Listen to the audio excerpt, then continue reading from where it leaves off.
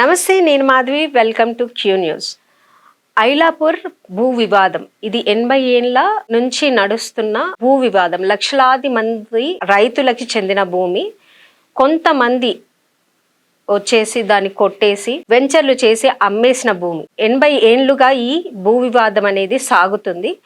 ఈ కేసు డీటెయిల్గా చూద్దాము. అసలు ఏంటి ఈ భూ వివాదం, ఏంటి ఇప్పుడు ఏ స్టేజ్లో ఉంది, ఎప్పుడు తేలుతుంది అనేది.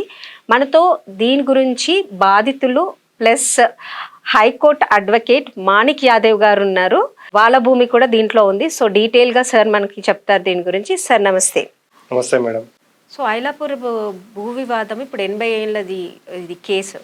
సో ఎప్పటివరకు రిజాల్వ్ కావచ్చు, దాని స్టేటస్ ఏంటి ఇప్పుడు? ప్రజెంట్ అయితే ఇప్పుడు ఐలాపూర్ ల్యాండ్ స్టేటస్ కో ఉంది. స్టేటస్ కో మెయింటైన్ చేయమని ఉంది. ఎప్పటి నుంచో ఉంది status quo. Present status quo ఉంది. అయితే నాకు తెలిసి రిట్ అప్పీల్ నడుస్తూ ఉంది. ఇక ఇప్పుడు రైతులకు అనుకూలంగా రాకపోతే ఖచ్చితంగా వాళ్ళు కూడా మళ్ళీ ఎస్ఎల్పి అవుతారు. సో అది టైం పడుతుంది ఖచ్చితంగా. ఇప్పుడు ఇప్పట్లో తెగే వ్యవహారం కాదు. రైతులకు అంటే అందరూకి సమానంగా హక్కులు వాళ్ళకు హ్యాపీగా సాటిస్ఫై అయితేనే కేసు తెగేది. సో రైతులకు వాళ్ళకి అన్యాయం చేస్తే వాళ్ళు కోరు. సో ఇంకా ఎక్కువ టైం పడే ఆస్కారం ఉండదు. ఎక్కువ మంది కాబట్టి member of people big number ఉంది కాబట్టి సో ఎక్కువ టైం పట్టే ఆస్కారం ఉంటుంది ఈ ల్యాండ్ డిస్ప్యూట్ దాంట్లో. ఇంకా ల్యాండ్ డిస్ప్యూట్ అంటే ఇంకా ఎక్కువ సివిల్ అంటేనే అది తెగేది కాదు. చాలా ఎక్కువ టైం పడుతుంది. మినిమం 30-40 years ఉన్నాయి చాలా మందికి. చాలా cases number of 70-80% cases 30 years ఖచ్చితంగా ఉంది civil cases. Criminal cases speed అయిపోతాయి ట్రయల్. ఇది చాలా టైం పడుతుంది.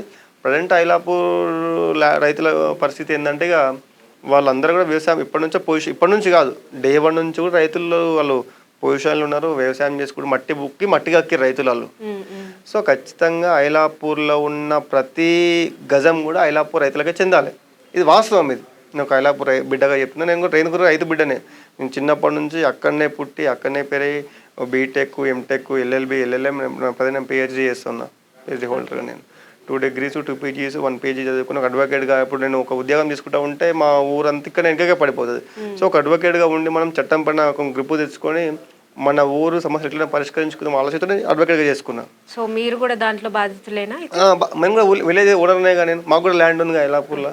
సో మేము కూడా ఎప్పటి నుంచి మా తాతలు కొమరయ్య, మా తాత పోచయ్య, మేమందరం ఎప్పటి నుంచో ఉన్నాము. మొన్న కూడా ఇప్పుడు నాది మా తాత పేరు మీద ఉంది ల్యాండ్. మా హైడ్రాలో మా ఇల్లు డిమాలిష్ చేసారు. 140 మాకు డిమాలిష్ చేసారు.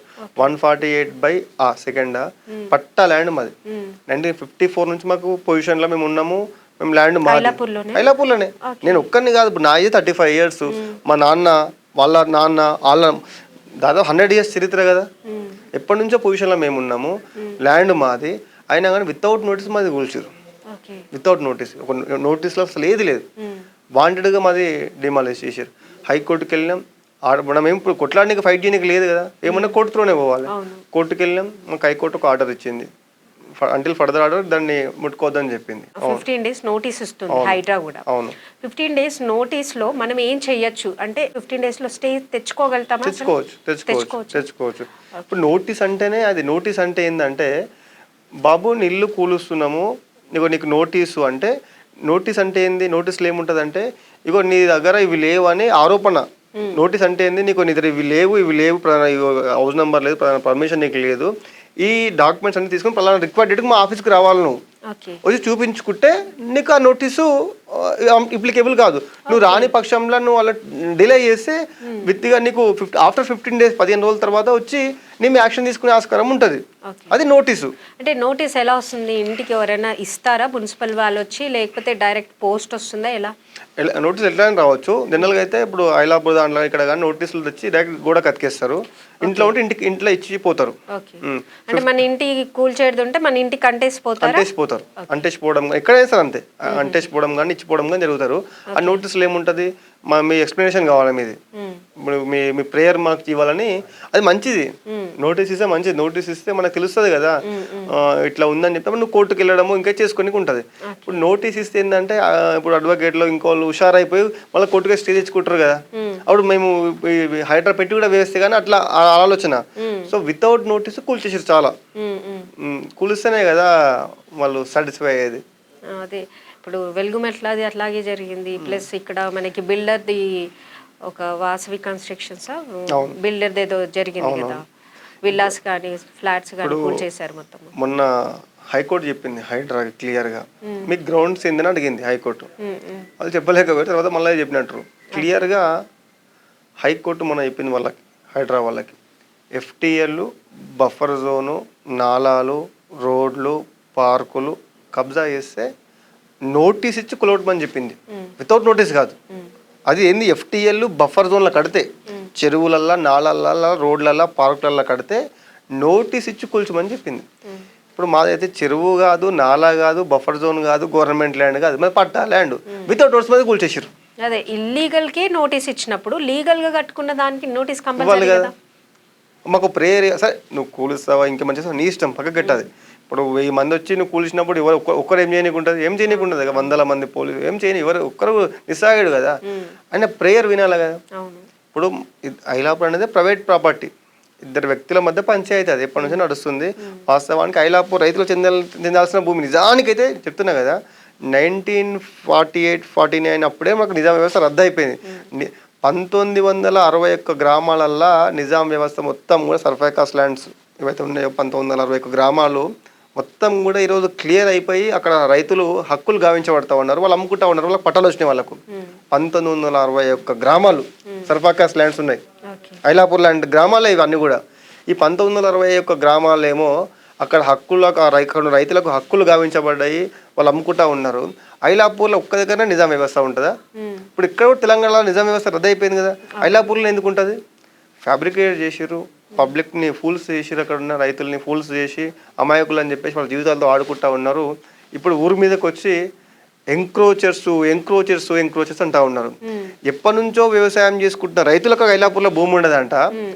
ఎవరో రాజగోపాల్ నగర్ ఇంకో నగరంలోకి భూమి ఉంటుందంట. ఎట్లా భూమి ఉంటుంది? ఐలాపూర్ రైతులు ఏమన్నా అమ్మిర్రా? ఐలాపూర్ ఫార్మర్స్ ఏమన్నా భూమి అమ్మిర్రా? కాదు కదా. నువ్వు కొన్నదో ఎవరి దగ్గర, నువ్వు ఎవరి దగ్గరనో కొనుక్కొని ఎవరి దగ్గరనో చేసుకొని వచ్చి కూర్చుంటే కాదు కదా. ఇప్పుడు ఆ రాజగోపాల్ నగర్ కానీ ఇంకోరు కానీ వాళ్ళ నాన్నలు వ్యవసాయం చేసిర్రా? కొన్ని వాళ్ళకు మన గవర్నమెంట్ ల్యాండ్ అమ్మిందా? ఇప్పుడు ఐలాపూర్ రైతులు వాళ్ళకి ల్యాండ్ అమ్మిర్రా? వాళ్ళు ఎవరి దగ్గరనో ముఖం తెలియని దగ్గర వచ్చి ల్యాండ్ కొనుక్కొని మేము కొనుక్కున్నాము అంటే మీరు కొనుక్కున్నది మీరు మోసపోయిర్రు. మీకు తెలియక మీరు కొనుక్కుర్రు. అడ్వైజరీ పొజిషన్ ఏంది? 12 years పొజిషన్ ఉంటే ఓడి ఉంటే వాందే కదా. 1954 మాకు కాసరపాని ఉందిగా. మాకు సంబంధం లేని కేసులలో మమ్మల్ని ఆడుకుని ఉంటుంది ఫేక్ పర్సన్స్ వాళ్ళు కదా. లేదా మమ్మల్ని ఎంక్రోచ్ చేస్తూ మీరు ఎంక్రోచ్ చేస్తున్న కరెక్ట్ కాదు కదా. ఏదో ఐలాపూర్ రైతులు పేదవాళ్ళు దళితులనే కదా, ఎస్టీలు, లంబడి వాళ్ళు, మాదిగలని చెప్పి బీసీలు అని చెప్పి ఇట్లా వాళ్ళు ఇట్లా దౌర్జన్యం చేస్తూ ఉన్నారు కదా. అంతకు మించి ఇంకేముందిడా? మా దగ్గర కూడా చదువుకునే వ్యక్తులు ఉంటే ఈరోజు మా పరిస్థితి ఉండకపోతుండే. ఈరోజు కూడా మా దగ్గర చాలా తక్కువ మంది ఇప్పుడు చదువుకోవాలంటే ఆర్థిక స్థోమత కావాలి, డబ్బులు కావాలి. అవి డబ్బులు కావాలంటే మనం పని చేసుకోవాలి. పని చేసుకుంటే మనకు చదువుకునే పరిస్థితి ఉండదు. ఇప్పుడు డబ్బులు కావాలంటే మనం చదువుకోవాలి. ఇప్పుడు మనకు ఏంటంటే డబ్బు ఉంటేనే ఏమైనా ముందుకు అయ్యేది. ఇప్పుడు వాళ్ళకి తినగానే తిండే లేదు, ఇంకా వాళ్ళు చదువుకుంటారు. ఇప్పుడు ఇప్పుడు మేము చదువుకుంటున్నాం కానీ ఒక 30 years బ్యాక్ ఏముంటుండే ఊర్లో?